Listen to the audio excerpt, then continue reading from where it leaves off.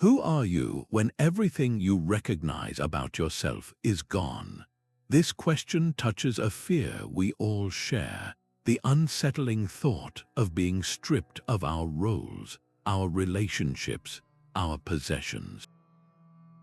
The Roman emperor and Stoic philosopher Marcus Aurelius offered a powerful counter to this fear. He wrote that your true self is like a fortress, a citadel that no external storm can ever truly breach. This video is your guide to building that unshakable inner fortress. You will learn a complete system of ancient wisdom to construct a resilient identity, one that remains strong not in spite of loss, but because of it. We will explore how core Stoic principles, like focusing only on what you can control and embracing your fate, provide the blueprint for this profound inner strength. How is it possible that our greatest losses can become the very materials for our rebuilding? What part of your own story feels most in need of this kind of resilient foundation?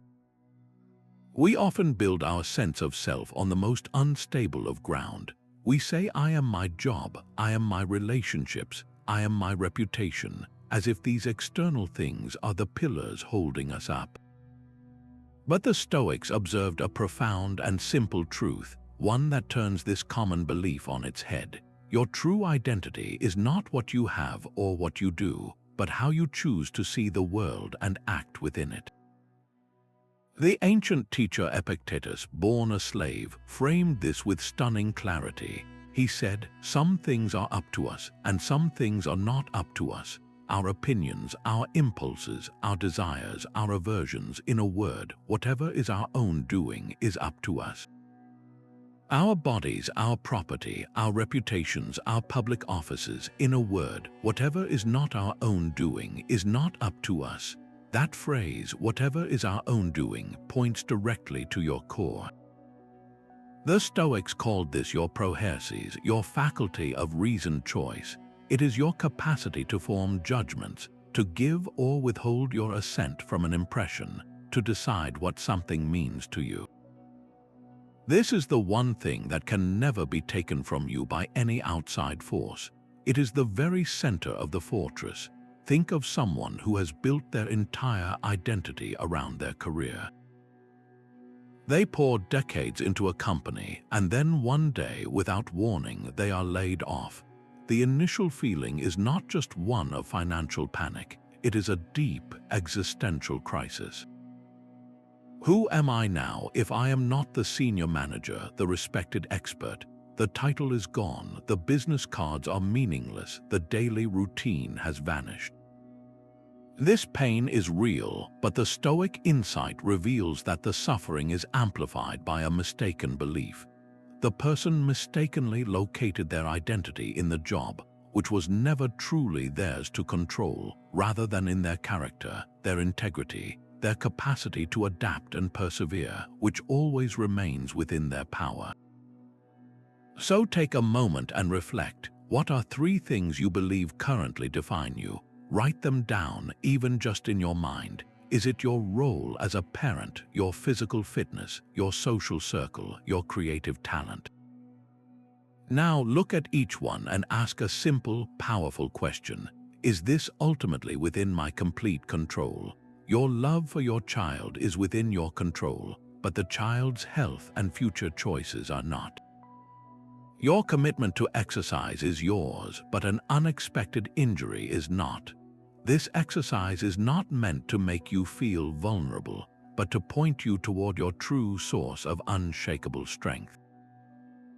When you stop building your home on the shifting sand of externals, you can finally begin constructing on the solid rock of your character. Your thoughts are not you. They are visitors passing through the mind like weather patterns across the sky. A core Stoic discipline for building resilience is learning to observe these thoughts and feelings without immediately getting swept away by them. This is the art of cognitive detachment, the practice of creating a crucial space between a triggering event and your chosen response. The Stoics called this the discipline of assent, which simply means you have the power to withhold your agreement from any initial, raw impression that enters your mind. Seneca, writing on the subject of anger, explained this danger with perfect clarity. He said, "The greatest remedy for anger is delay. Do not attempt to quell it at once, for its first impulses are fierce, but it will yield to treatment if you wait." That first fierce impulse is the unexamined impression.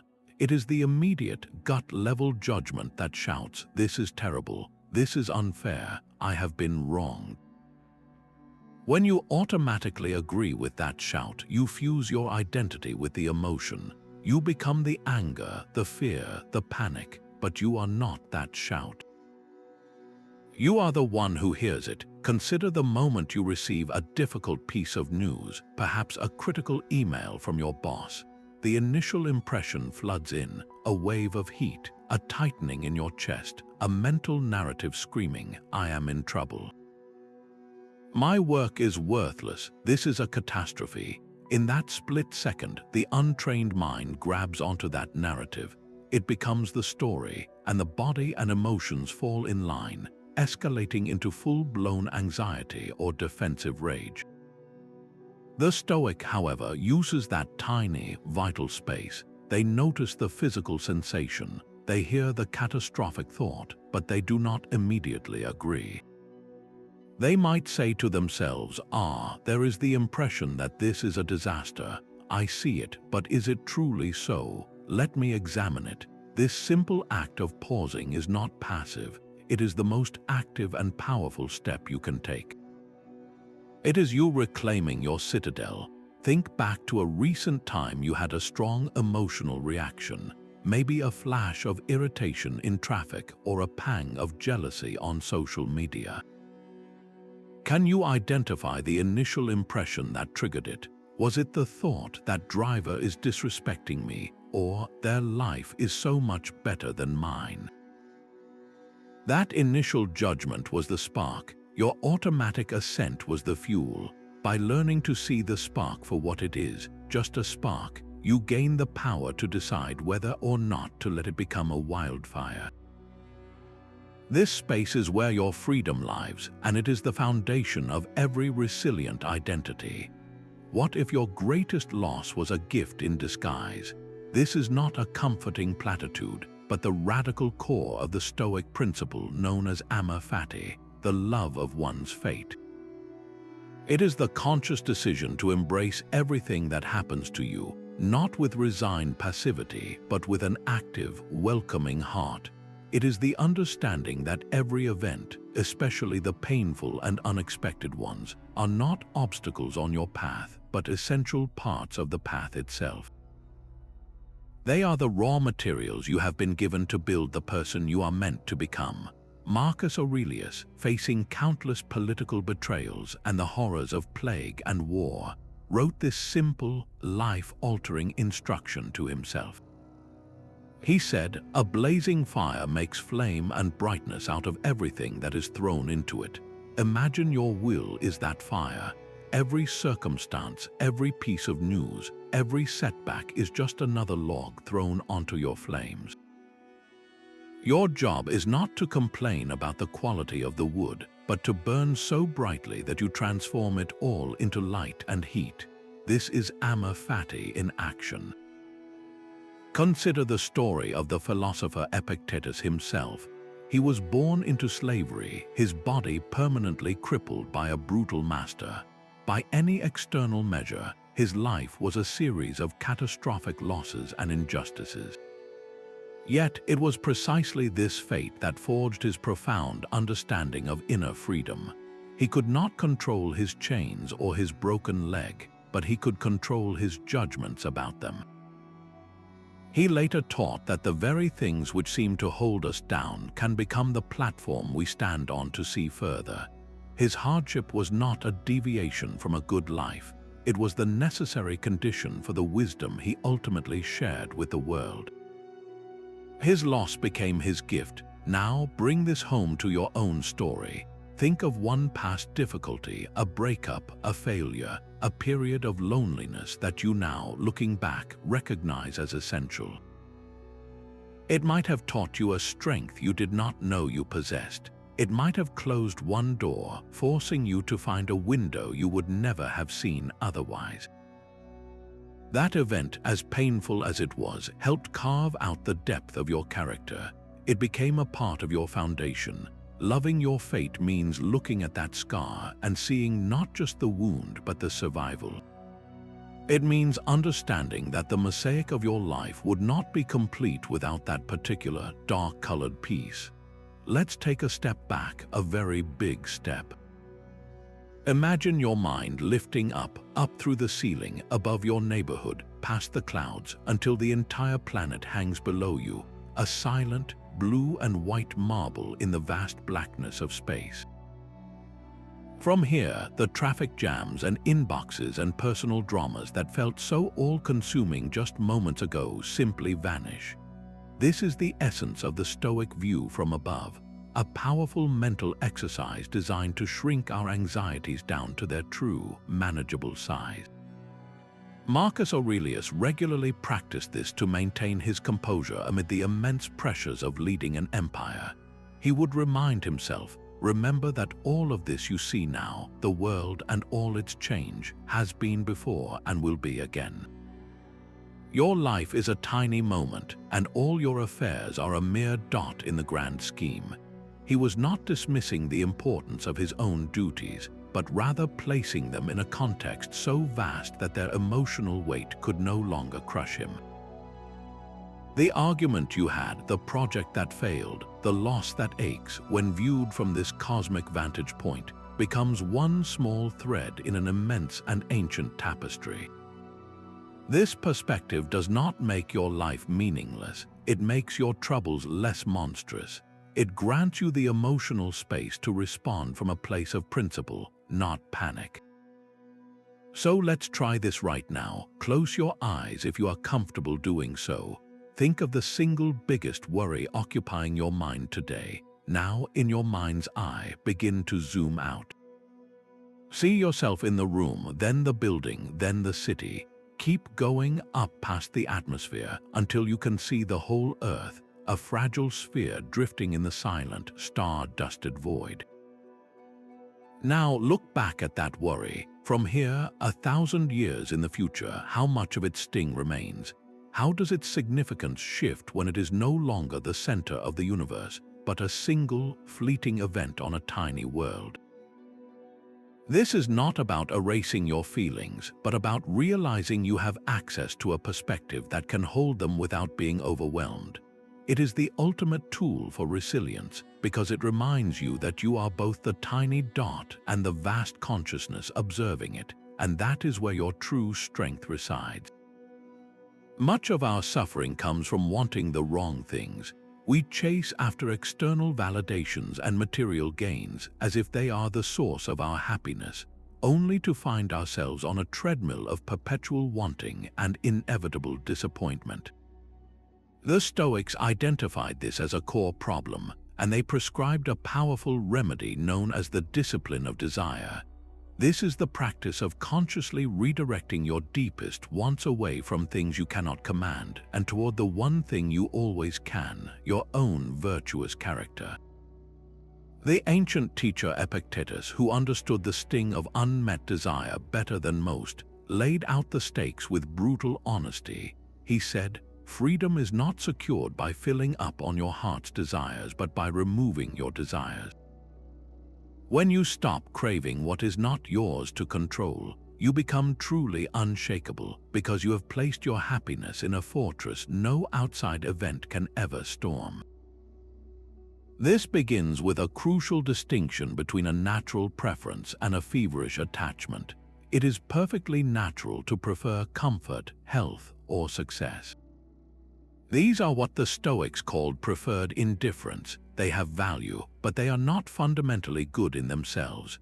The trouble starts when that simple preference morphs into a rigid demand, a burning need that your well-being depends on achieving a specific, uncontrollable outcome. You move from "I would like a promotion" to "I must have the promotion, and my worth depends on it." This shift is where fragility is born. Consider the desire for that promotion. You can control your effort, your diligence, your teamwork, and your integrity throughout the process. These are expressions of your character, and desiring to act with excellence in these areas is a virtuous, resilient aim.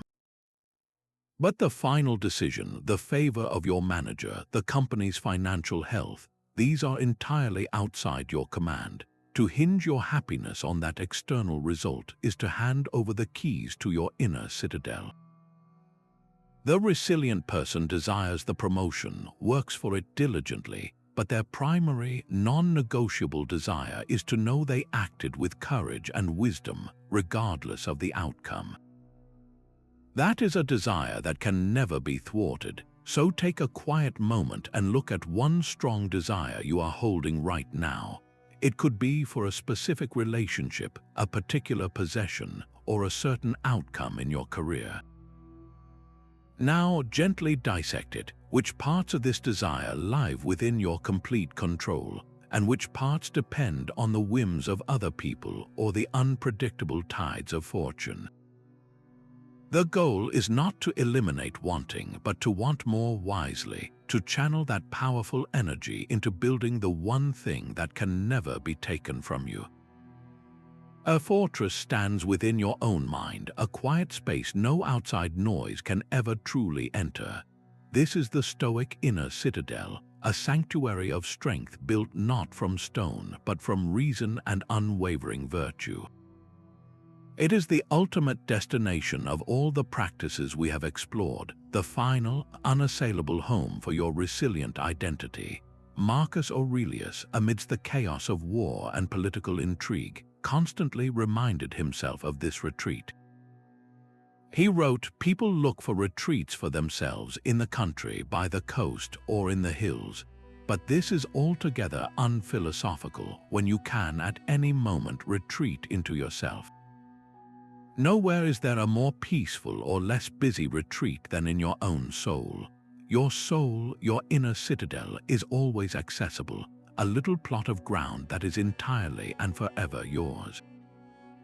The construction of this fortress happens through the daily, deliberate choices we have already discussed, the discipline of ascent, the view from above, the love of fate. Each time you pause before reacting, each time you place a small worry in a cosmic context, you are laying another brick in the wall. The final building material is your core virtues, your deepest principles. Think of someone who faces a storm of public criticism for standing by an unpopular but principled decision. The external world is shouting, trying to shake their resolve. But inside their citadel, it is quiet. They are not ignoring the noise, they are simply choosing which judgments to let pass the gate. Their foundation is their integrity, their commitment to what they believe is right. That internal compass is their true north, and as long as they follow it, the storm outside, however fierce, cannot touch the core of who they are. The chaos cannot get in because the walls are made of conviction. So what is one belief or principle that forms a cornerstone of your own inner fortress? Is it a commitment to kindness, no matter how you are treated? Is it a dedication to honesty, even when it is difficult? Identify that single, non-negotiable value. This is the central pillar of your citadel, the thing you can always return to when everything else feels uncertain. It is the light that will guide you home, no matter how lost you might feel. This is not about pessimism, it is about inoculation. The Stoics developed a powerful mental exercise called Premeditation Malorum, the premeditation of evils, which systematically prepares your mind for life's inevitable setbacks. By vividly imagining potential losses and hardships in advance, you drain them of their power to shock you when they arrive. You are not inviting disaster, you are vaccinating your peace of mind against it. Seneca captured the essence of this practice perfectly in his letters. He wrote, "He robs present ills of their power who has perceived their coming beforehand." Fortune falls heavily on those to whom she is unexpected. The only evil she finds is the unprepared. Think of it like a fire drill. You do not practice a fire drill because you are certain the building will burn down. You practice it so that if the alarm ever sounds, your body and mind know what to do. Panic is replaced by purposeful action. The crisis loses its power to disorient you because you have already walked through it in your mind. Let's walk through a common fear, the anxiety of public speaking. The room is full, all eyes are on you, and your mind immediately jumps to the worst-case scenario. You imagine your voice cracking, forgetting your lines, being met with silent, judging stares. The typical response is to try to suppress these thoughts, to push them away. But Premeditatio Malorum asks you to do the opposite. Lean into the fear. Do not just glance at it, stare right at it. Imagine it happening. Your mind goes blank. There is an awkward silence. A few people in the audience shift uncomfortably. Now, here is the crucial Stoic turn. What then? Does the world end? Are you fundamentally broken? No, you take a breath, you look at your notes, you find your place and continue. The speech might not be perfect, but you handled the setback, you survived it. By mentally rehearsing the stumble and your recovery, you transform the unknown terror into a manageable scenario. You have already lived through it in your mind, so the real thing holds far less terror. Now bring this to a challenge in your own life. Is there a difficult conversation you have been avoiding? A presentation, a request for a raise, a talk with a family member? Take a moment and mentally rehearse it. Do not just picture it going perfectly. That is a fantasy and it sets you up for a fall. Instead, imagine the most realistic, difficult version. Picture the other person reacting with anger or disappointment. Hear the words you fear most, and then see yourself responding not with collapse but with calmness. See yourself listening, breathing, and sticking to your principles. What specific, anxious future are you ready to disarm by preparing for it today? To become more resilient, sometimes you must seek out discomfort. This idea sounds completely backwards to our modern instincts, which are wired to seek ease and avoid pain at all costs. Yet the Stoics saw voluntary discomfort as one of the most powerful forms of training for the soul. It is the mental equivalent of lifting weights, a deliberate act of strengthening your capacity to endure so that when life forces a hardship upon you, you are already strong. The Roman philosopher Seneca, a man of immense wealth, regularly practiced living in poverty. He would dress in shabby clothes, sleep on a hard bed, and eat only the plainest food for days at a time. He explained his reasoning with perfect clarity. He said, "We must indulge the mind and from time to time allow it the leisure which is its food and strength. But we must also sometimes guide it into hardship so that it may know what it is capable of and how little it truly needs. This is not masochism. It is not about punishing yourself or glorifying suffering. It is a practical, controlled experiment to prove to your own deepest fears that you are tougher than you think. It is about breaking the hypnotic spell of comfort, which whispers that you are fragile and cannot handle difficulty. By choosing a small hardship, you demonstrate to yourself that your well-being does not depend on perfect external conditions. You are building evidence for your inner citadel. Think of something as simple as a cold shower. The initial shock is a moment of pure, raw sensation. Your mind screams in protest, listing all the reasons you should turn the knob back to warm. But when you choose to stay, to breathe through the discomfort, you are not just getting clean. You are having a conversation with your own resilience. You are telling the part of you that fears loss, "See, I can handle this. I am still here. I am still whole." This small act builds a profound kind of confidence, one that has nothing to do with achievement and everything to do with self-knowledge. Other practices might include skipping a meal to understand the difference between hunger and true need, taking a long walk in disagreeable weather, or even just turning off the constant stream of digital entertainment for an entire evening to sit quietly with your own thoughts. The goal is not to suffer, but to discover that you can. So what is one small, safe act of voluntary discomfort you can try in the coming week? It does not need to be dramatic. Could you leave your phone at home during a short errand? Could you choose the plainer meal instead of the indulgent one?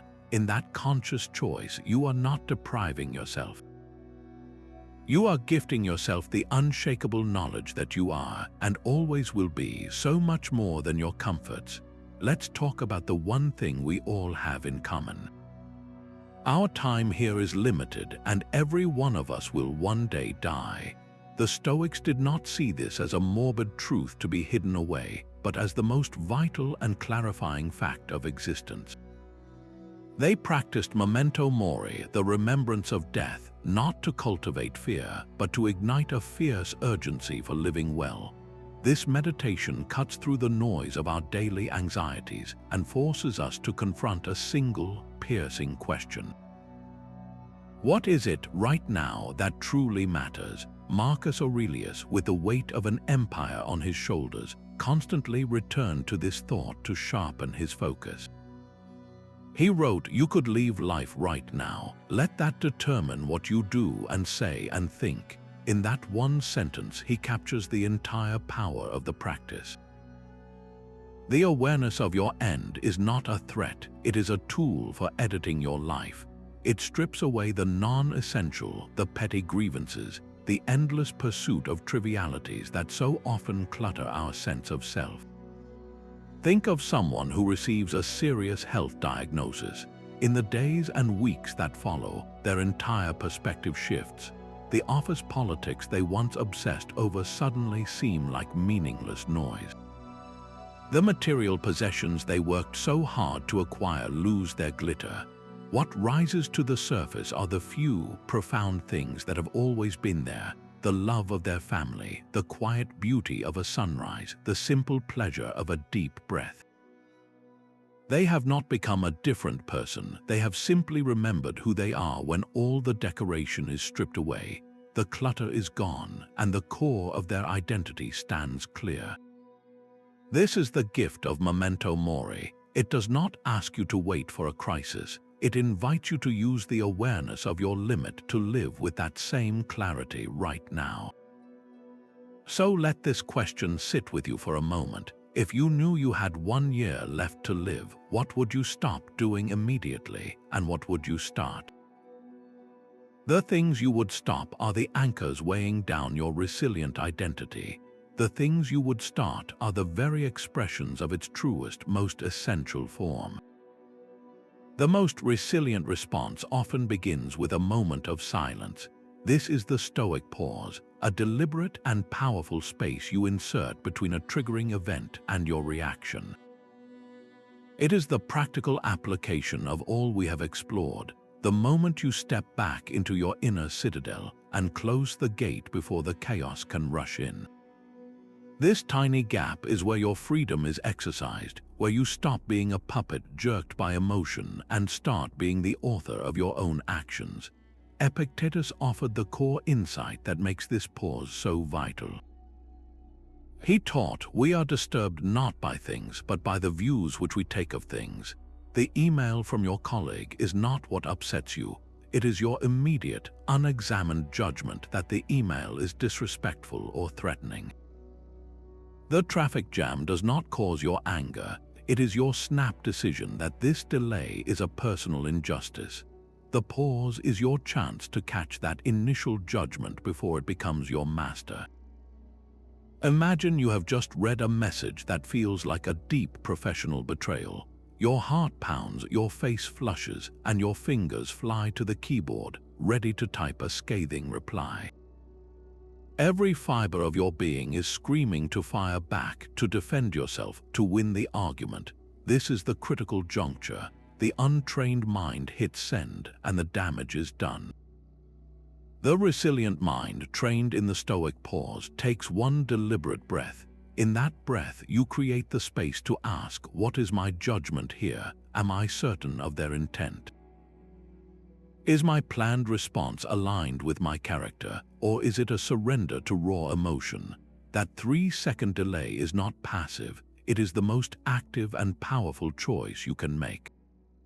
It is you reclaiming your proherses, your faculty of choice. Today, make it a practice to insert this small, silent pause before you react to minor irritations. When your child spills a drink, pause for 3 seconds before you speak. When a driver cuts you off, pause for 3 seconds before you gesture. In that brief stillness, you are not just avoiding a mistake, you are building the neural pathways of resilience.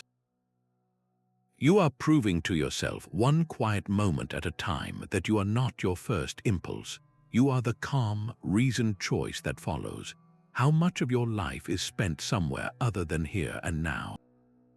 Your body might be in a meeting or at the dinner table, but your mind is often a time traveler, rehashing an old argument or rehearsing a future worry. This mental absence is a deep source of fragility because it disconnects you from the only reality you can ever actually influence, this single, fleeting moment. Stoicism offers a powerful anchor for your identity, pulling you back from the storms of past and future and rooting you firmly in the present task. Your resilient self is not the one obsessing over what was or what might be. It is the one fully engaged in what is right now. Seneca saw this human tendency with devastating clarity. He wrote, "The greatest obstacle to living is expectancy, which hangs upon tomorrow and loses today." You are arranging what lies in fortune's control and abandoning what lies in yours. You are waiting for life to begin while life is silently slipping away. This waiting, this constant planning to live someday in the future, is how we lose our lives in the meantime. The Stoic antidote is to understand that the present moment is the only piece of time that is truly, completely yours to command. The past is a memory, the future a possibility, but the present is an action. Your entire capacity for virtue, for excellence, for living your philosophy, exists only in the now. It is in the quality of your attention to the single thing in front of you. This is not about grand, sweeping gestures of productivity. It is about the profound shift that happens when you wash a single dish. Instead of rushing through the chore while your mind churns with anxieties about a work project, you bring your full attention to the sensation of the warm water, the sight of the soap bubbles, the circular motion of your hand. The dish is no longer a burden on the path to somewhere else. It becomes the path itself.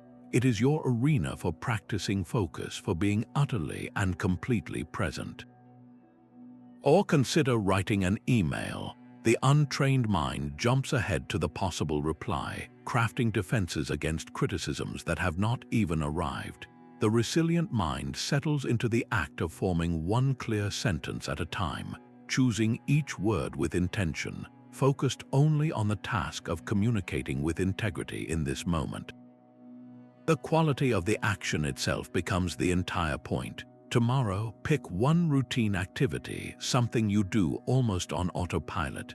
It could be brewing your morning coffee, tying your shoes, or walking to your car. For just those 2 minutes, commit to doing it with your complete, undivided attention. Feel the texture of the coffee bag, hear the sound of the laces sliding through, notice the air on your skin. In that simple act, you are not just making coffee, you are building your identity, one fully lived moment at a time. Your journal is not a diary, it is a workshop for the soul. This is where the abstract principles of Stoicism become concrete, where you actively excavate the raw materials of your day to forge a more resilient self. The ancient Stoics viewed this not as a passive record of events, but as a rigorous practice of self-archaeology, digging through your own reactions to uncover the foundational judgments upon which they were built. Marcus Aurelius left us the most profound example of this in his personal writings, known to us as the Meditations. That entire book was not written for publication. It was his private journal, a nightly dialogue with himself where he dissected his fears, reinforced his virtues, and questioned his own automatic responses. He was his own most demanding teacher, and the page was his classroom. The core of this practice is the evening review. Before sleep, you retreat into that quiet space and calmly revisit the day. The goal is not to brood over mistakes, but to learn from them with a gentle, analytical eye. You might ask yourself 3 simple questions. First, what did I do well today in accordance with my principles? This reinforces your strengths, the bricks you have successfully laid in your inner citadel. Second, where did I fall short and what could I do better tomorrow? This is not self-condemnation, it is a practical blueprint for improvement. And the most crucial question, what specific judgments did I make that caused me distress or agitation? This question targets the root of your reactions. For instance, perhaps a friend was late to meet you and you felt a flare of irritation. The evening review asks you to dig deeper. What was the underlying judgment? Was it the thought, their lateness is a sign of disrespect toward me? Is that judgment rational? Is it absolutely true? And more importantly, was it helpful? By writing this down, you separate yourself from the initial, raw impression. You see it as an object to be studied, not a truth to be obeyed. So here is your challenge for tonight. Take a single moment from your day, a flicker of frustration, a spike of anxiety, or a wave of envy. Write down the event itself in 1 sentence. Then write down the immediate judgment that flashed through your mind. Finally, ask yourself, was that judgment both rational and helpful? This single act of excavation does more than just document your day. It actively rebuilds your mind from the inside out. Courage isn't a feeling, it's a decision. It is the conscious choice to act because your principles demand it, even when every instinct screams for retreat. In the Stoic framework, courage stands as one of the 4 cardinal virtues, the essential pillar that allows us to stand firm when life strips away our familiar landmarks and we enter those disorienting lost phases. It is the virtue that protects our inner citadel when the outer walls seem to be crumbling. The philosopher Epictetus, who knew the sting of fear intimately, gave us a profound way to understand its mechanics. He said that the materials of action are fear and confidence, and the act itself is courage. Fear is the raw, trembling sensation in your stomach before you speak a difficult truth. Confidence is the quiet knowledge that your integrity is more valuable than anyone's approval. Courage is the moment you choose to speak, using both the fear and the confidence as your fuel. It is not the absence of the first, but the presence of the second that defines a courageous act.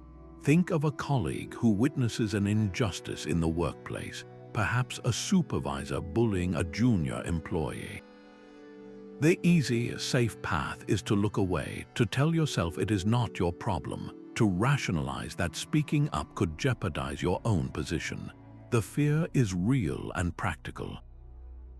But the courageous person makes a different calculation. They judge that upholding the value of dignity and fairness is more important than the temporary security of silence. Their voice might shake, but they use the fear as a signal of what is at stake, and they act anyway. That single decision, repeated, forges an identity that cannot be shaken by external opinion, because it is rooted in the unassailable knowledge of one's own moral consistency. So where in your own life is that quiet tug of fear pointing you toward a necessary action? Is it a conversation you have been avoiding with a loved one, a creative project you are afraid to launch, or a boundary you need to set at work? Identify one area where acting with courage, not without fear but in spite of it, would fundamentally strengthen your sense of who you are. In a world of excess, the most radical act can be saying enough.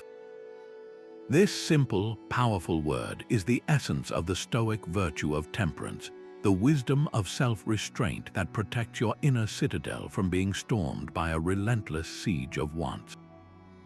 It is not about deprivation, but about liberation from the very things we believe we need to be happy.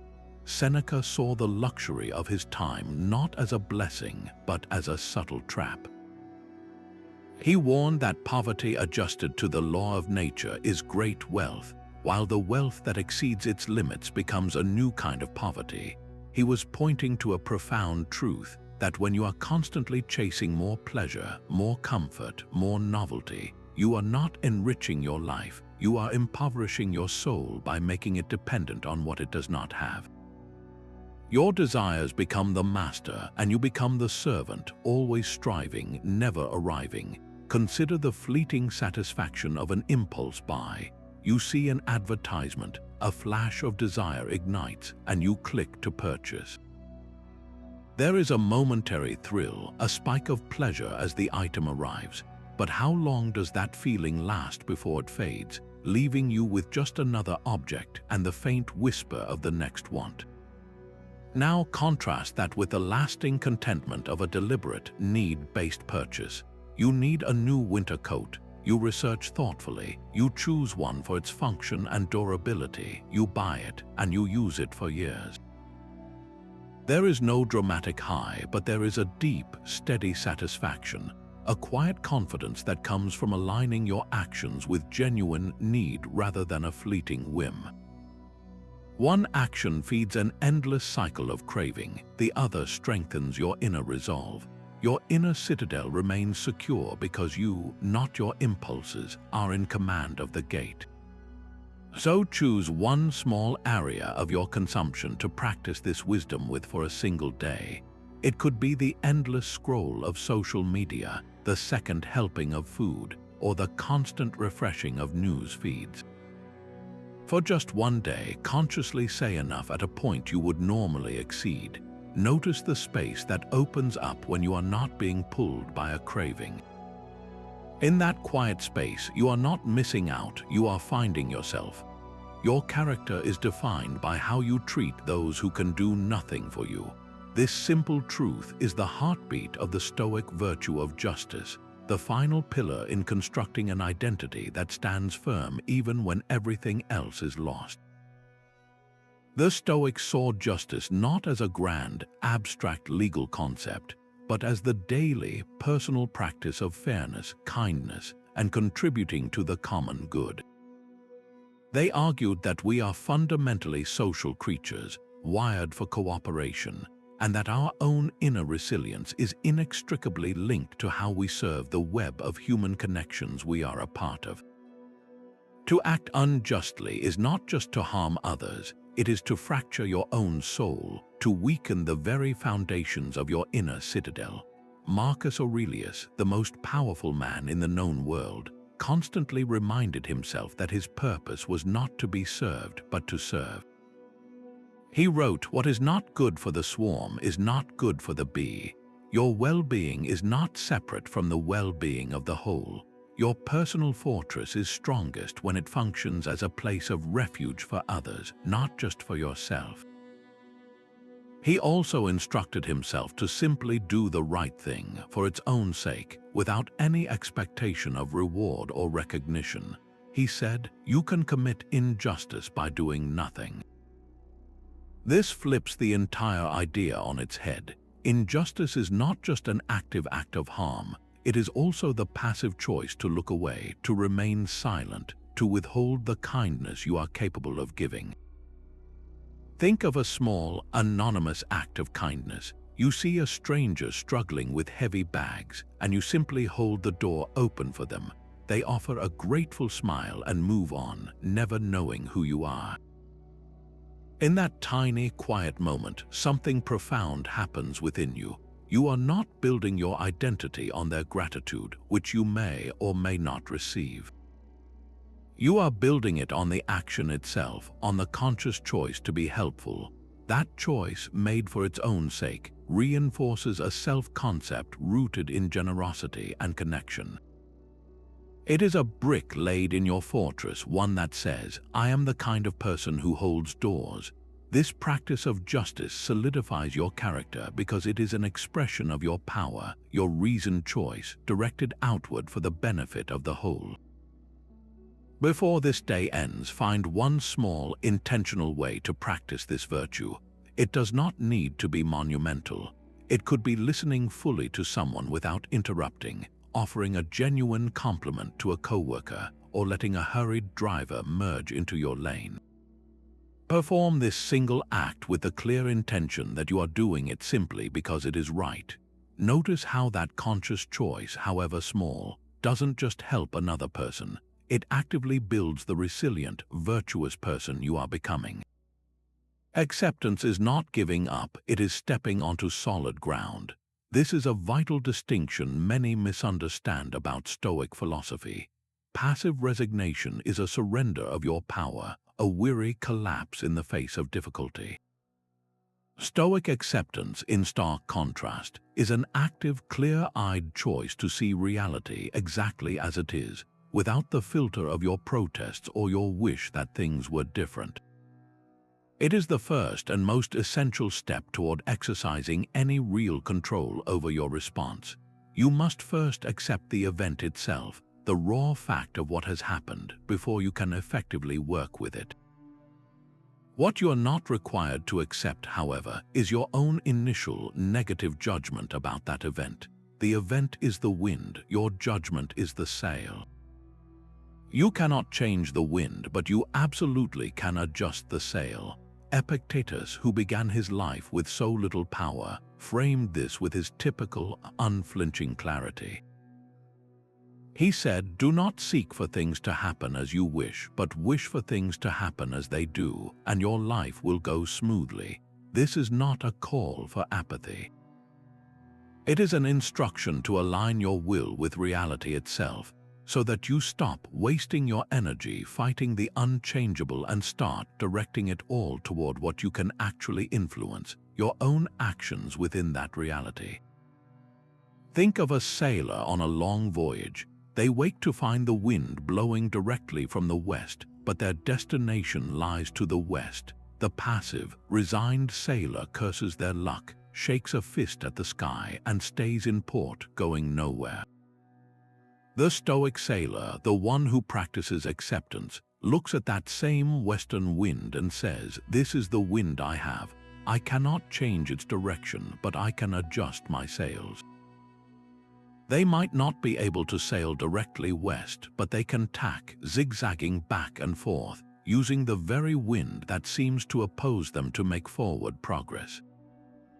The wind is the same for both. The outcome is entirely different because one sailor accepted the materials they were given and went to work. So look at your own life right now.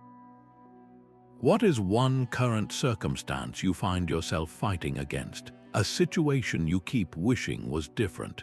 It could be a health issue, a financial constraint, or a difficult dynamic with another person. Now ask yourself this pivotal question.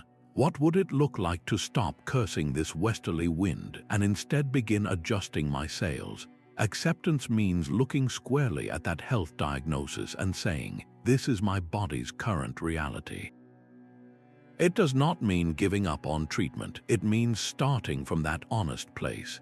It means looking at the financial constraint and saying, "This is the budget I have to work with right now." It does not mean abandoning your goals. It means getting creatively strategic with the resources you actually possess. In that shift from resistance to clear-eyed engagement, you reclaim your power and you begin to move forward again on the solid ground of what is true. What we call losing everything is often just the universe stripping us down to our essentials. This is the final, and perhaps most liberating, shift in building a resilient identity. It requires us to challenge the very definition of loss itself, to see that what feels like an ending is often the necessary demolition before a stronger rebuilding can begin.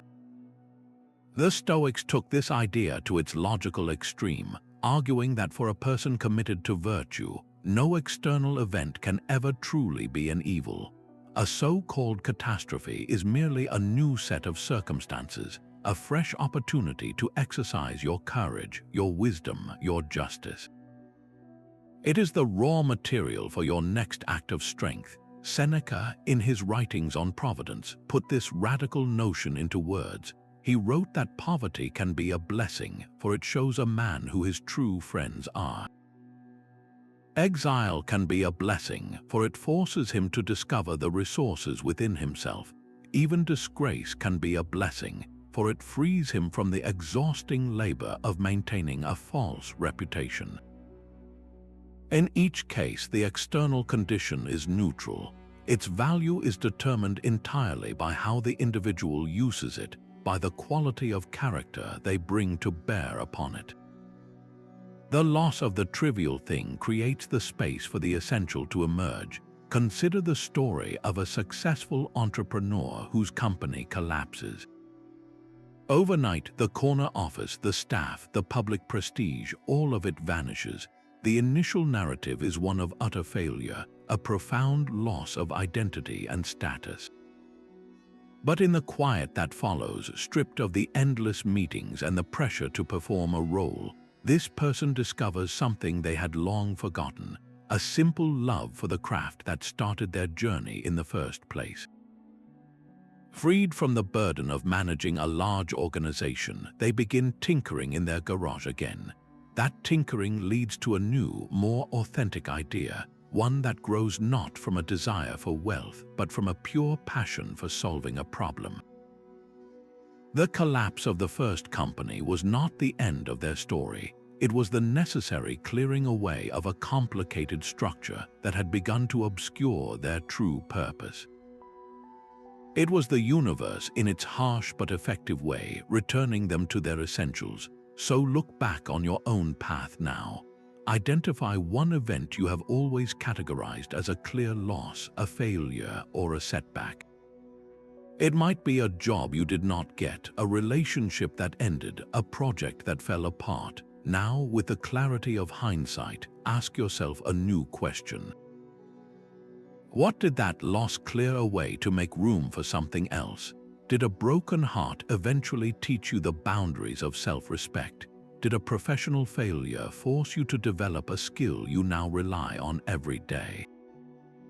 That event was not an evil. It was the catalyst, the difficult but necessary teacher that helped carve out the resilient person you are still becoming. You are not just the main character in your life, you are also its narrator. This role is one of your most profound powers, the ability to consciously shape the story you tell yourself about every event you experience. A resilient identity is not built on a series of flawless victories, but on the meaning you choose to assign to your stumbles and falls. The Stoics understood that our suffering is often less about the raw event itself and more about the layer of commentary, the story we instantly wrap around it. Marcus Aurelius offered a direct method for cutting through this. He instructed himself to strip away the story and see the thing for what it is. Do not let the telling of it add suffering that was not there in the bare fact. The event is neutral until your narration gives it its emotional weight. Think of a project at work that fails to meet its goals. The victim narrative immediately begins its broadcast. It says, "I was set up to fail. My colleagues did not support me. This proves I am not good enough." This story casts you as a powerless target of circumstance, and it solidifies a fragile identity defined by external blame. Now, listen to the learner narrative for that exact same event. It says, "The project did not achieve its intended outcome, and I am responsible for my part in that." What can I learn from this about planning, communication, or my own assumptions? This setback is data, not destiny. This story frames you as an active, growing agent, and it builds a resilient identity rooted in self-awareness and capacity for improvement. The facts are identical, the project failed. The two lives that emerge from these different narrations, however, are worlds apart. Your inner narrator has the microphone all day long. Is it telling a story of persecution or a story of progression? The choice is always yours, so take a recent minor setback from your own week, something as simple as burning dinner or missing a bus. What was the first story you told yourself about it? Now, gently take the microphone back. How could you re-narrate that same event to emphasize your agency and a chance to learn, however small? Each time you do this, you are not just changing a story, you are architecting a sturdier self. The Stoics found resilience not in isolation, but in connection to something vast. They perceived the entire cosmos as a single, living, rational entity, bound together by a shared consciousness they called the Logos. This profound interconnectedness, known as sympatheia, suggests that every event, every person, and every falling leaf is a thread in a grand, intelligent tapestry. You are not a lonely island shouting into an uncaring void. You are an integral part of a coherent and purposeful whole. Marcus Aurelius constantly returned to this vision to soothe his soul amidst imperial solitude. He wrote, "Always think of the universe as one living creature, comprising one substance and one soul. How all things are directed toward one perception, which is the perception of this one living being. And how all things cooperate in all that happens. And finally, how intricately woven and densely woven is the fabric of the cosmos. In this view, you are like a single leaf on a magnificent, ancient tree. The leaf has its own unique shape and place. It feels the sun and the wind directly, yet its very life is drawn from the deep, shared roots and the massive, unseen trunk. It belongs. When you feel lost or alone, this perspective offers a profound comfort. Your personal struggles, while real and important to you, are also part of a larger, beautiful pattern you cannot fully see from your limited vantage point. A simple way to cultivate this feeling is to step outside on a clear night and look up at the stars. Do not just glance, but really look. Let your eyes adjust to the depth of the blackness and the countless points of light.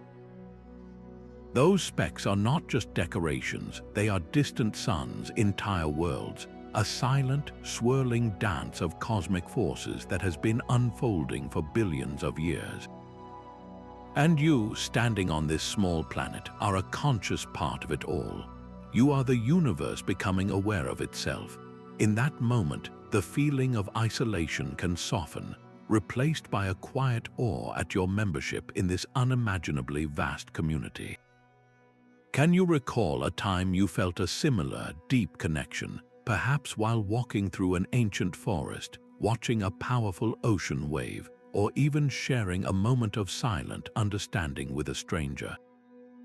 How did that sense of belonging, even for a fleeting instant, change the weight of your own personal story? What stands in the way becomes the way. This is the heart of a radical Stoic truth, that the very things which seem to block our path are not just obstacles to be endured, but the path itself. They are the raw material, the chisel and mallet that actively sculpt a stronger you. An obstacle does not merely test your resilience, it forges it, forcing you to develop a creativity, a perseverance, and a strength you would have had no reason to discover on an easier road. Marcus Aurelius captured this alchemical process in a single, unforgettable line. He wrote, "The impediment to action advances action. What stands in the way becomes the way." In his view, a barrier is not a stop sign, it is a redirection.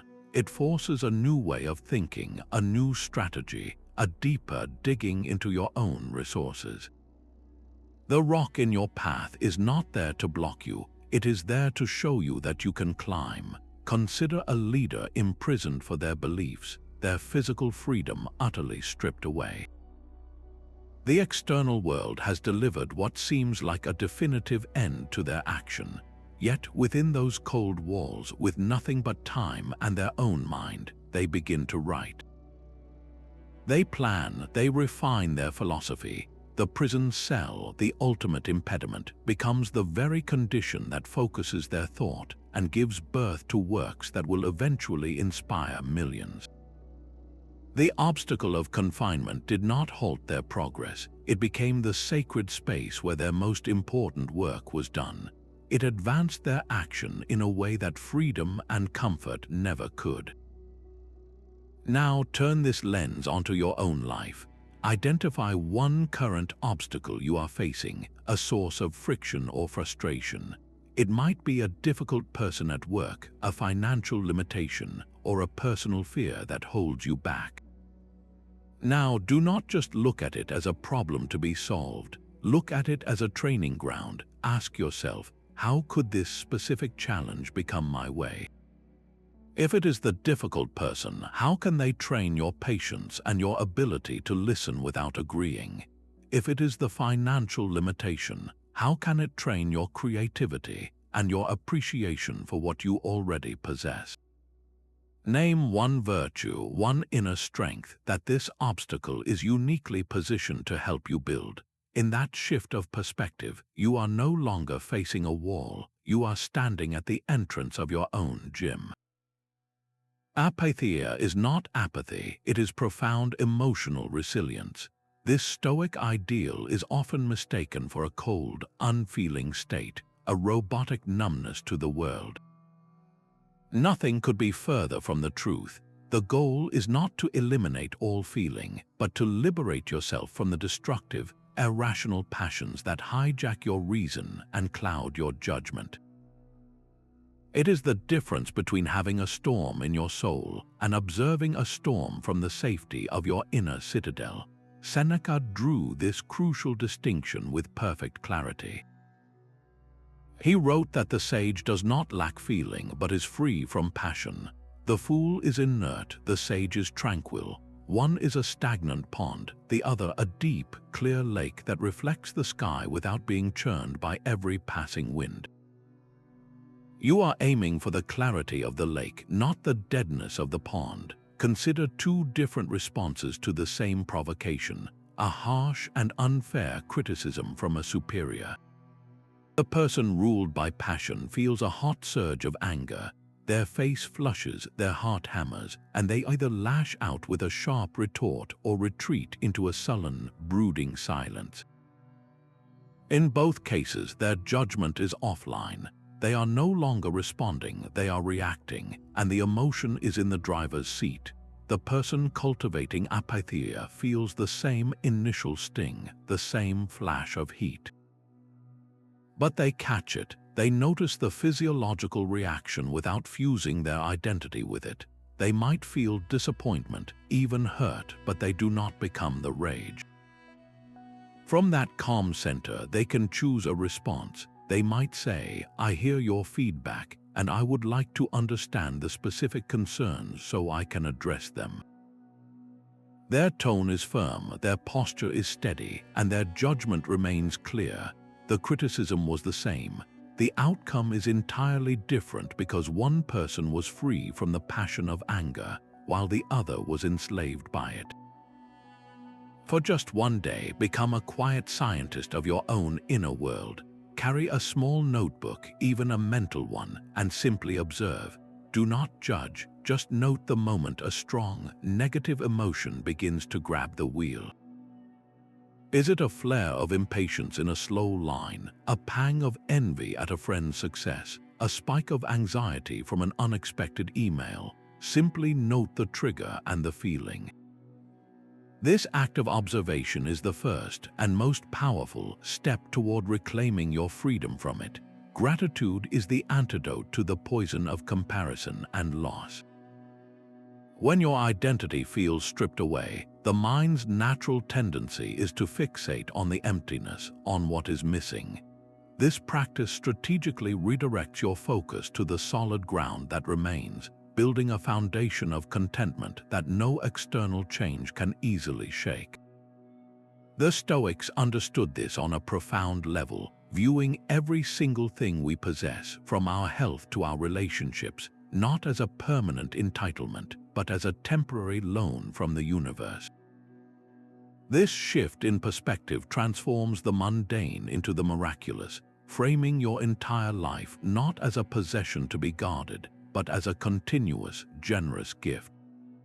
Marcus Aurelius began his days with this deliberate recalibration. In his meditations, he wrote, "When you arise in the morning, think of what a precious privilege it is to be alive, to breathe, to think, to enjoy, to love." He would then mentally list the specific people and qualities he was thankful for, not as a vague feeling, but as a concrete exercise to fortify his mind before engaging with the world. This was not positive thinking, it was strategic thinking. He was actively building his inner citadel by appreciating the materials he had been given, rather than lamenting those he had not. The practice is disarmingly simple, yet its effect is cumulative and powerful. Each morning or evening, take just 1 minute of quiet. Do not rush it. Mentally name 3 specific things you are grateful for in that exact moment. The key is in the specificity. Do not just say, "I am grateful for my family." Instead, say, "I am grateful for the sound of my daughter laughing in the next room." Do not say, "I am grateful for my job." Say, "I am grateful for the warm cup of coffee on my desk as I start my work." This granular focus trains your mind to notice the abundance that is already here, the small, steadfast pillars that support you even in times of great change. This is how you build a resilient identity, brick by grateful brick. So now, take this a step further with a simple, written act of recognition. Find a piece of paper or a note on your phone and write down just one thing you are genuinely grateful for in each of these 3 categories. First, a person in your life. Second, a simple possession you use daily. And third, a personal quality or strength within yourself. In this quiet act of naming, you are not ignoring your losses. You are simply choosing to also see your gifts, and in doing so, you are actively constructing an identity rooted in enough. You don't have to build your resilience alone, you have guides. The Stoics understood that constructing an unshakable identity is a monumental task, and they actively sought out blueprints for how to live. They would mentally invoke the image of an ideal wise person, the sage, not as a distant, perfect being, but as a practical template for everyday decisions. When faced with a moment of anger, a temptation to act unjustly, or the sting of loss, they would ask a simple, powerful question: what would the sage do in this situation? This was not about imitation, but about using a model of excellence to orient their own moral compass, strengthening their resolve by aligning their actions with a higher standard. Seneca constantly did this in his letters, holding up figures like the unyielding Cato the Younger or the calmly defiant Socrates. He did not just recount their great deeds, he studied their character, their daily habits, their subtle responses to insult and pressure. He wrote of Cato that his very gait was a lesson in constancy, and of Socrates that his peace in prison was a greater victory than any military conquest. By keeping these exemplars in his mind's eye, Seneca was not escaping his own life, he was fortifying it, drawing strength from a counsel of the wise that lived in his thoughts. This practice makes the abstract concrete. It gives resilience a face and a story. So choose one figure, historical or personal, whose resilience you genuinely admire. It could be a philosopher like Marcus Aurelius, a leader like Nelson Mandela, a scientist who persisted through countless failures, or even a grandparent who endured hardships you can scarcely imagine. The key is to move beyond simple admiration into active study. Learn not just what they achieved, but how they navigated their lowest moments. How did they speak to themselves when hope seemed lost? What principles did they refuse to compromise, even at great personal cost? Then, bring this into your own life. The next time you are cornered by a difficult choice, pause and consciously ask yourself the question, what would they do? This is not about finding a perfect, pre-written answer, but about triggering a shift in your own perspective. It lifts you out of the narrow confines of your immediate fear and connects you to a larger story of human endurance.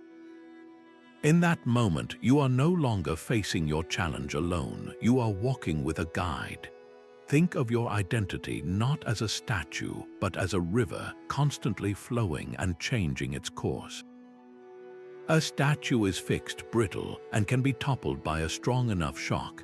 A river adapts, moves around obstacles, and remains vital precisely because it does not hold a single, rigid form. This is the Stoic view of the self, a dynamic process of becoming defined not by what you possess, but by the current of your choices and the quality of your character, moment by moment. Marcus Aurelius, deeply influenced by the earlier philosopher Heraclitus, reflected on this universal truth. He wrote, "Remember that all is flux, that the universe is change, and life is but what you make of it through your opinions." Your identity is not a finished product sitting on a shelf. It is the active, continuous work of your judgments and actions. It is the ongoing use of your impressions, that faculty of choice you exercise every single day. Consider someone who becomes a parent for the first time. The initial shift can feel like an earthquake to their old self, the carefree adventurer or the dedicated professional now faced with a tiny, demanding new priority. The fragile identity clings to the past, resisting the sleepless nights and the loss of personal time. It might think, "I am no longer the person I was," and see this as a loss. But the resilient, river-like identity embraces the new current. It thinks, "I am becoming someone with a greater capacity for patience, for selfless love, for nurturing."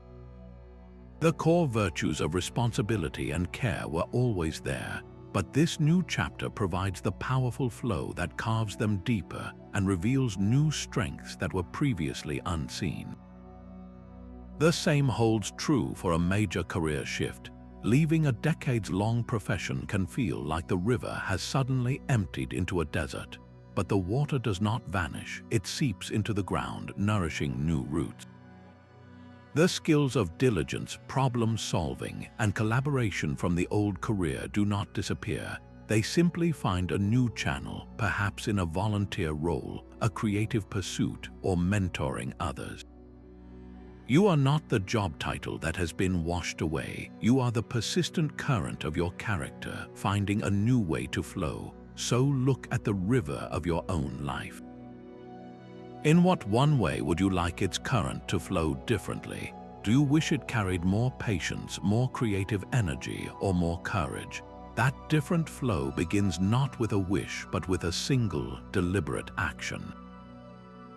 What is the very first step you could take today to redirect the water, even just a little, toward that new direction? How do you want to be remembered? Not for what you had, but for who you were. This question cuts to the very heart of a resilient identity. Your achievements, your wealth, your social status, these are all temporary ornaments that time will inevitably tarnish. They are fragile things dependent on circumstance and the fickle memory of others. But the quality of your character, the way you treated people, the principles you stood by when no one was watching, that is a legacy that does not fade.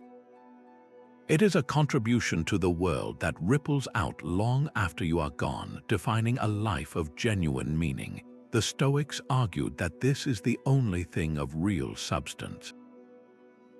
Epictetus put it with his typical, unflinching clarity. He said that the only true good is a good will, a virtuous character. Everything else, all the prizes and possessions we chase, are merely borrowed for a short while.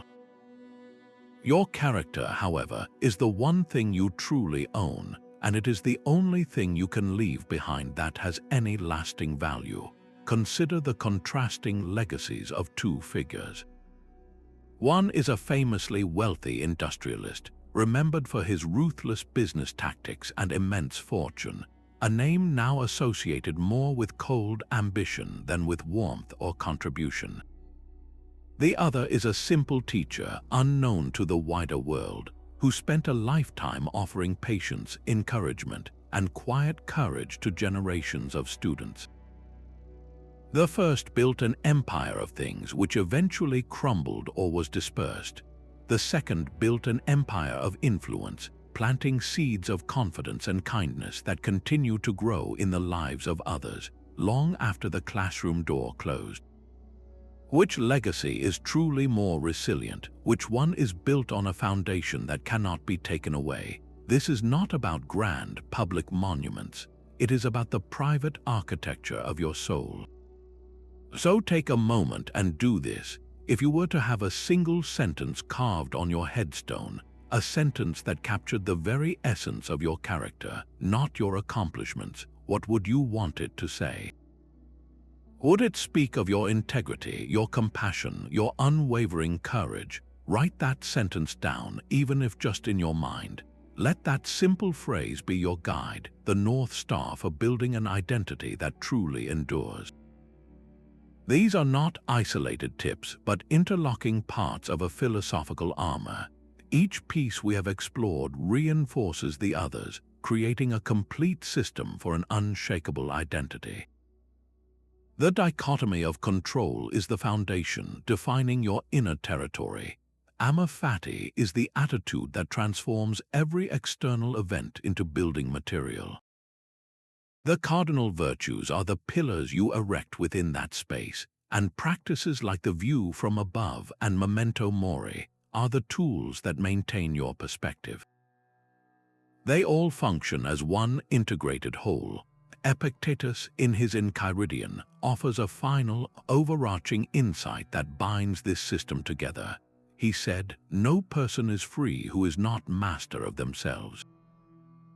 This self-mastery is the ultimate goal, and every Stoic exercise is a step toward its achievement. Consider a person navigating a single, challenging day.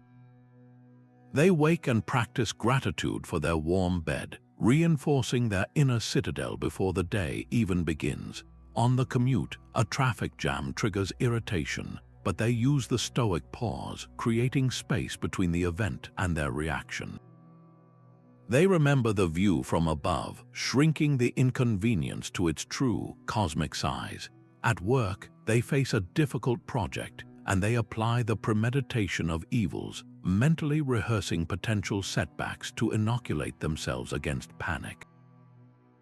When a colleague is unfairly criticized, they act with courage and justice, speaking up because it is the right thing to do, not because it is easy. Finally, returning home tired, they consciously practice presence, fully listening to their partner instead of being lost in the worries of tomorrow. Each challenge is met not with a single trick, but with a symphony of principles working in concert. So now, the final and most important step is yours.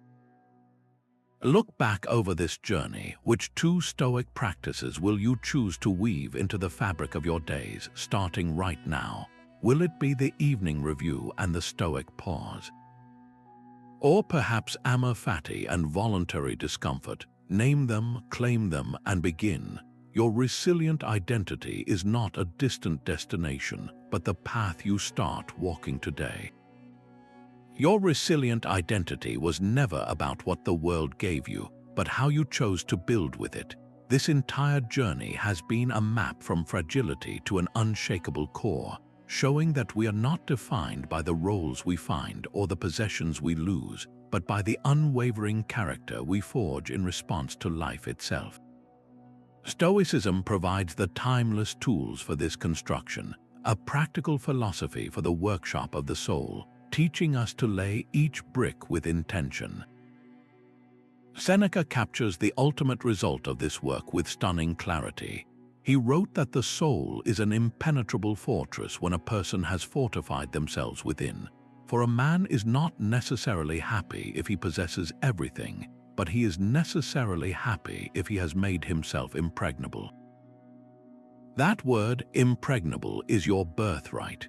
It describes a self that cannot be conquered from the outside because its strength flows from a deep, internal wellspring of virtue. You are the architect of this inner structure. Every conscious pause, every act of courage, every moment of gratitude is another stone set firmly in place, creating a sanctuary that no storm can ever breach. The power to build this life rests entirely in your hands, starting with your very next choice.